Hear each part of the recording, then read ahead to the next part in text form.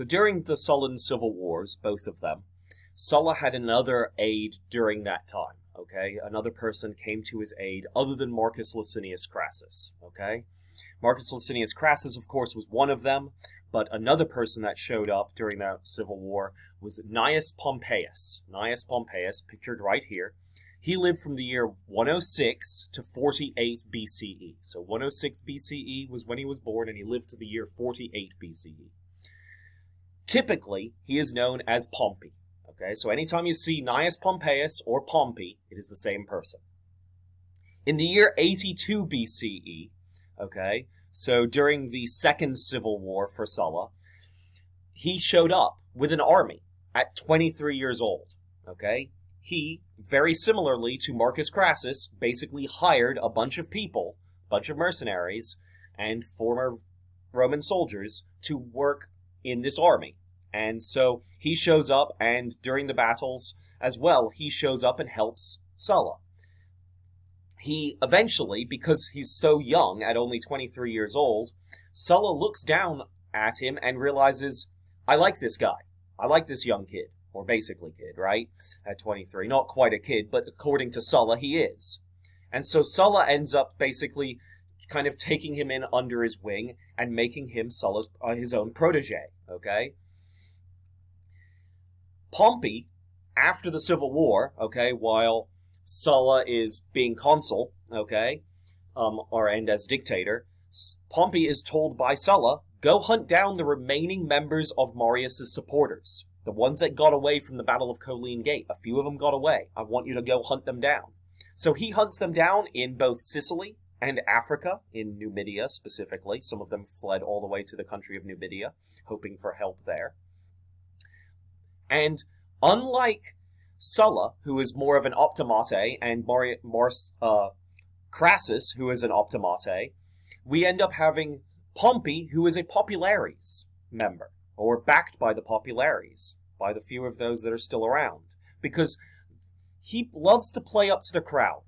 When he goes before the people, in his kind of like, maybe speeches, as well as after the military campaigns and all, he's able to come back and talk to everybody, and whenever he does so, he always plays to the crowd, okay? He always plays up to the crowd, where he would kind of like, give good speeches, maybe make a joke that the people would get, things like that.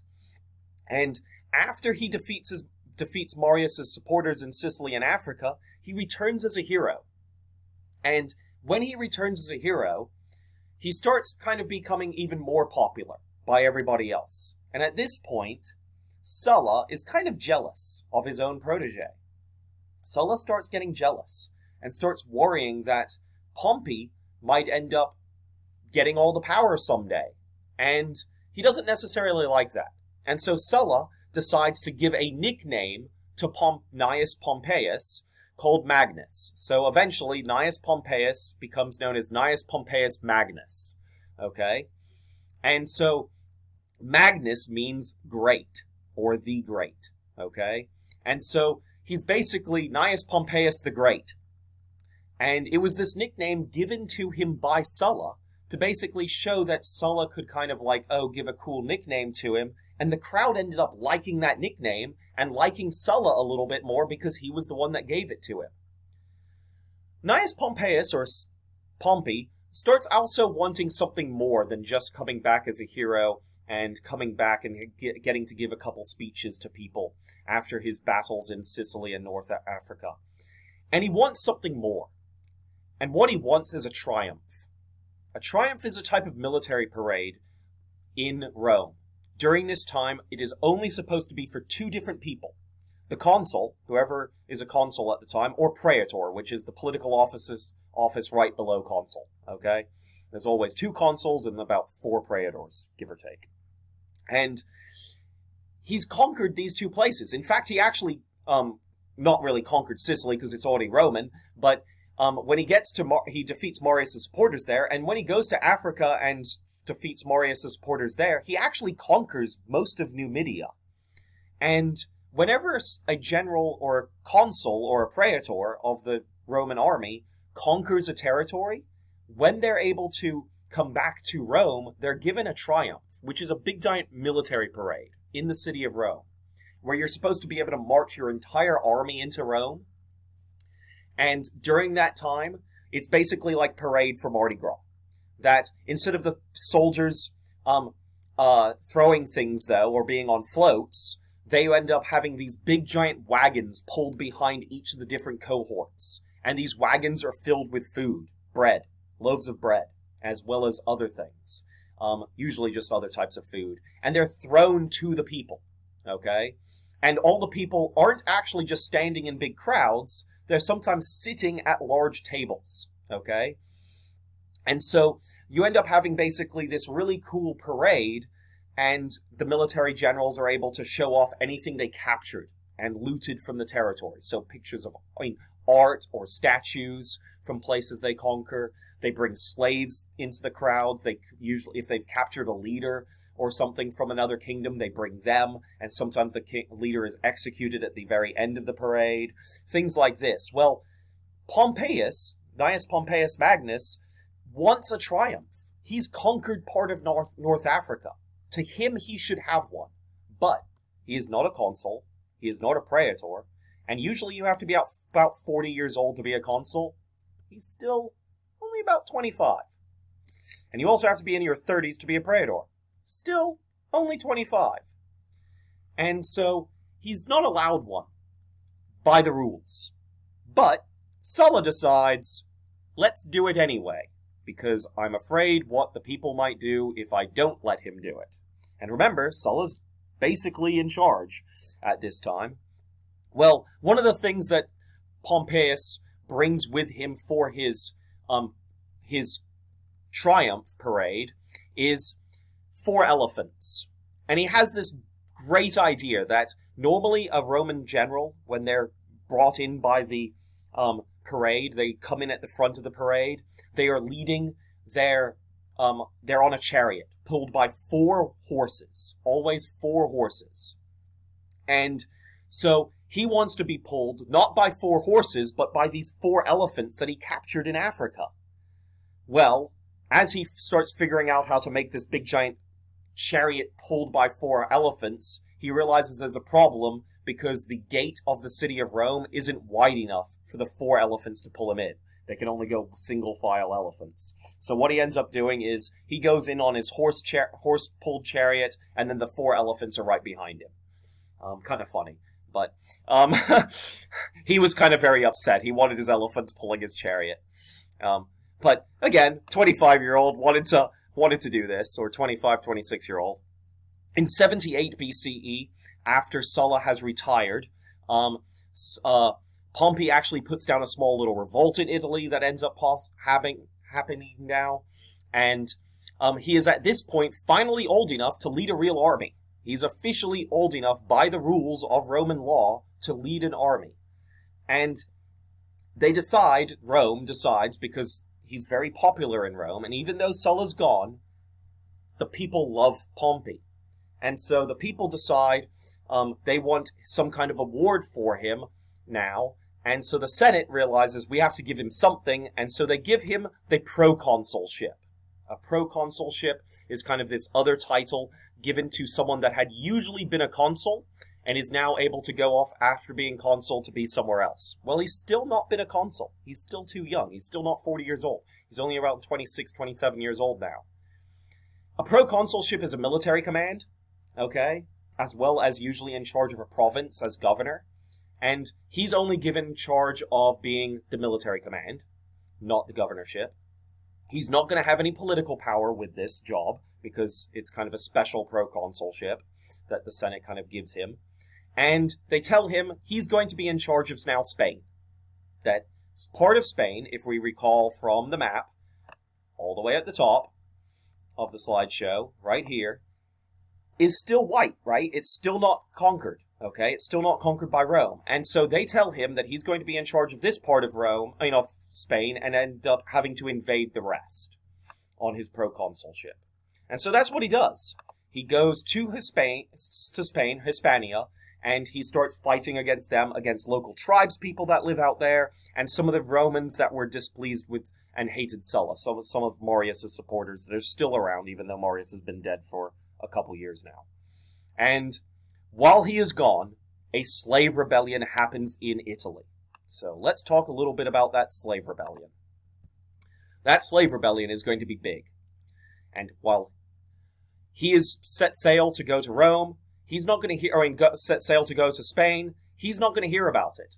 Sulla himself actually is dead by now. He actually died in retirement a couple years before this slave revolt. And this slave revolt becomes known as the Third Servile War. There had been previously 2 other servile wars, which were slave revolts, but we didn't talk about them in this class, and we're not going to, because they were really small. This one, however, is big. Very, very big. And we know a lot about it. It takes place from 73 to 71 BCE, so 3 years. And we know a lot about it because of the historians of the time were Appian and Plutarch. Both of them wrote tons and tons of historical documents about not just this war, but about this entire period. About all the Sullan civil wars, Marius, everything. The Gracchi, they wrote about it, as well as stuff that's coming up in the next few lectures. And so we have a lot of information about this period of Rome, thanks to them. They recount the Third Servile War in massive amounts of detail, okay? And so this is kind of what they told us. It all started at the city of Capua, right here, Capua. Capua was home to a gladiator school. And if you know anything about Roman culture, they loved to have gladiatorial combat. Okay, it's something we haven't really talked about. We'll mention it a little bit when we talk about Roman culture once we get after the Republic. Okay, and so the gladiators obviously dressed up like these soldiers right here, and with different types of armor and different weapons, and they would fight against each other. They would also fight against animals. They would also fight against slaves. And so we end up having all sorts of things happening during this period, and many of these gladiators were slaves originally. And sometimes they were able to win freedom by fighting and winning battles. Well, this gladiator school in Capua was home to a specific gladiator named Spartacus. He's very popular. He has a movie made after him, as well as a TV show via HBO. You may have seen it. It's not very accurate. But let's talk a little bit about Spartacus. He is from Thrace, okay, which is that area above Greece, or to the side of Greece. Okay, he is a Thracian from Thrace. And at this time, he was a gladiator in training. He wasn't fully trained. And he was one of 200 other gladiators at this gladiator school in Capua. And one day, he is forced to fight for 2 patricians that show up from the city of Rome. 2 very rich patricians show up, and they force him to fight another gladiator. And that gladiator happens to be one of his best friends. And the 2 of them look at each other mid-battle, after they've clashed swords and weapons at each other a couple times, against and just blocking each other's attacks. And they look at each other and they say, "Why are we doing this?" And they decide to attack the guards. And they attack the guards, and they kill the guards, and they attack the patricians, and they either kill the patricians or the patricians run away. It doesn't really matter. But they end up then freeing all the other gladiators in the school, which means that there's now 200 freed, very, very trained soldiers, okay, or gladiators, in Capua, and they immediately start freeing every single slave they can find. And they don't just free all the slaves in Capua in the city or town itself, and in the gladiator school. They do it in the town and city, and they do it in the surrounding farms around it, and they start freeing slave after slave after slave.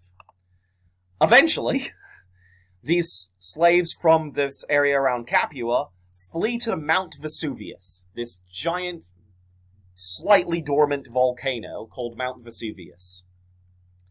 They reach Vesuvius, and there's 70,000 of them total now. 70,000. They went from 200 to 70,000 in a matter of weeks. And when they get to Vesuvius, finally, after those couple weeks have gone by, as they're kind of camping on Vesuvius, deciding what they're going to do next, Rome sends an army to attack them. And one of the times that the armies attacks, they just defeat it on a straight-up battle. The Roman army is defeated. The second time the army is defeated is the army that actually is sent actually decides to make camp at the bottom of a cliff of Vesuvius. Vesuvius has these rocky cliffs at the bottom of it on one side. And Spartacus and his men use these vines and ropes on the side of the cliff to climb down and attack the Roman army at night. And they do it when everybody in the Roman army is sleeping, or most of them are sleeping. And so they end up killing almost every single Roman soldier while they're all sleeping, without actually having to fight. And of course, what are they going to do with the weapons from this army, as well as the army that they defeated previously, which was probably only about a cohort or so? And so now they've got this army. They've got basically tons and tons of weapons. They've now defeated over at least one legion, if not two legions, full of Roman soldiers. And so this army of 70,000 soldiers are now becoming very armed, not just with farm implements and the couple of gladiatorial weapons from the school, but now they have tons of actual weapons. Eventually, Spartacus and one of the other main gladiators named Crassus argue about where they want to go. Crassus basically says that he wants to kind of go south and start trying to find ships on some of these ports in Rome or in Italy and take ships and go away somewhere else. Spartacus decides that he wants to go towards the north and go across the Alps mountains and cross into Gaul, or basically Germany. And so Gaul for France or Germany. And so he wants to do that. Well, Spartacus starts doing that, and Crassus goes the other way, and two of the two consuls of Rome finally have led another army. They've recruited another army and come together and defeat Crassus's army. And Crassus is killed. Spartacus, of course, is heading north, trying to get to Gaul by going over the Alps. The consuls at this point split their army and chase him down, and half of it reaches Spartacus's army first, and Spartacus defeats them and kills the consul. And then the other half gets there right afterwards, a few days later, and also runs into Spartacus's army and also gets killed. So both consular armies are defeated, okay, and kills both consuls. The Roman Senate, at this point, is sent into a massive, massive panic. And that panic is going to be answered by this man, Marcus Licinius Crassus. Marcus Licinius Crassus, who, remember, had come to the rescue of Sulla's forces during the Battle of Colline Gate. I told you I'd mention him again. Well, he was born in the year 115 BCE. He's quite a bit older now during this period. He's about 40 or so years old. And he is an extremely wealthy man. So let's talk a little bit about his background first. He is known as the richest man in Rome. That was what people called him. If anyone ever talked about the richest man in Rome, they were talking about him, and everyone knew who they were talking about when they ended up saying that nickname. The reason why he was so rich was because he had several silver mines, where you mine silver out of the ground. He became very rich during the proscription lists, thanks to Sulla. Remember, he used to write down people's names that he didn't like and put them on the proscription list.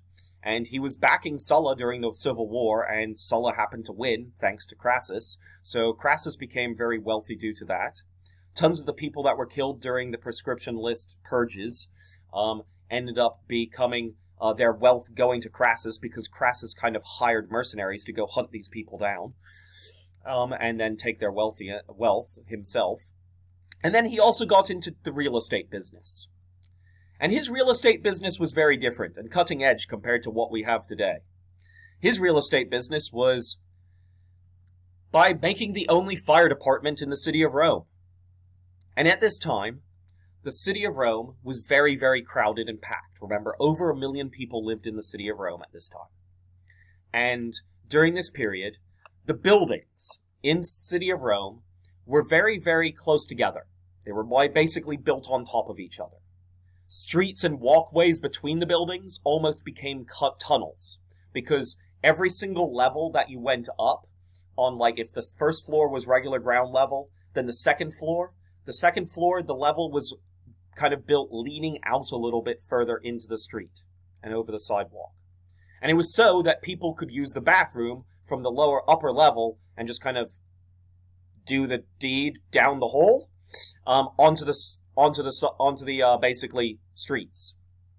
And so you end up having now the third level a little bit further over, and then the fourth level, and the fifth level. Eventually it got to the point where about 5 levels up, the buildings from across the street were now touching the other building. And so if a fire broke out in the city of Rome, it would go from block to block to block without any breaks. Okay? No fire breaks. Okay? With the roads even. And so fires would wreak havoc in the city of Rome. There was no official fire department. People had to put out fires themselves. Well, Crassus ended up coming up with a fire department and a fire brigade himself. And when people's houses would catch fire or businesses would catch fire, he would tell them, I will let my fire brigade put that out, but only if you sell me your building and then I will rent you the space afterwards. And so they would have to sell their homes or businesses to him, and then he would rent it back to them. But they would have all their belongings saved by his fire department. And so he became very wealthy and tons of investments because of all of this. And he was basically the equivalent of a billionaire back then. Basically the only one as well. He was, of course, a member of the Optimates. And we had already discussed that he had helped Sulla during the Civil War. And in 71 BCE, after the 2 consuls have been defeated by Spartacus, Crassus goes to the Senate and says, I've got a ton of money, and I will hire mercenaries and soldiers for you to defeat Spartacus. But I want one thing in return. And that thing in return is I get to be praetor. You don't have an election for it, for this position of praetor. You appoint me as praetor, which means I'm a stepping stone away from being consul. He wants political power. And the Senate immediately says, done deal. Well, some of his soldiers end up fighting against Spartacus and end up getting defeated. Okay, some of his new mercenary soldiers fight against Spartacus in the north and are defeated.